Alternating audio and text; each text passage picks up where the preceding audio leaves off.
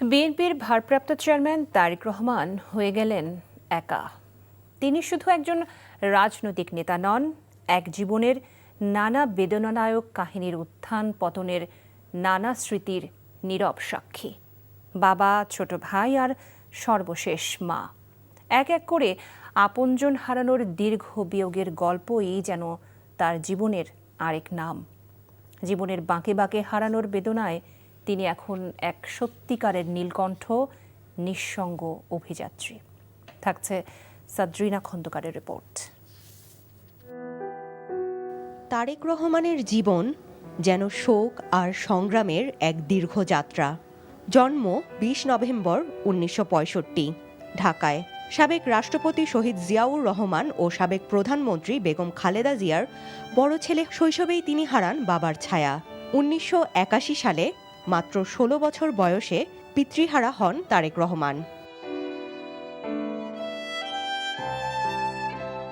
এরপর মাই হয়ে ওঠেন তারেক রহমান ও ছোট ভাই আরাফাত রহমান কোকোর একমাত্র আশ্রয়। রাজনৈতিক ব্যস্ততার মাঝেও সন্তানদের আগলে রাখেন খালেদা জিয়া। মায়ের অনুপস্থিতিতে ছোট ভাইই ছিলেন তারেক রহমানের সবচেয়ে কাছের সঙ্গী, শৈশব, সুখ দুঃখ আর স্বপ্নের সহযাত্রী। কিন্তু রাজনীতির নির্মমতায় সেই বন্ধনও রক্ষা পায়নি।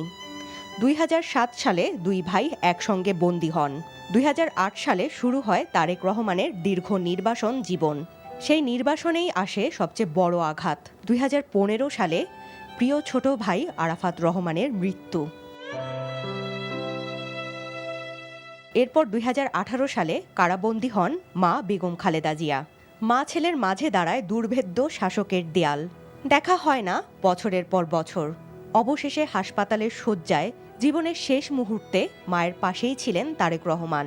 চোখের সামনে নিভে যায় শেষ আশ্রয়ের আলো। বাবা, ভাই আর মাকে হারিয়ে আজ তারেক রহমান সত্যিকার অর্থেই একা। রাজনীতির আলো ছায়ায় ব্যক্তিগত জীবনের এই ক্ষতগুলো তারেক রহমানকে এক অর্থে এতিম করে দিয়েছে।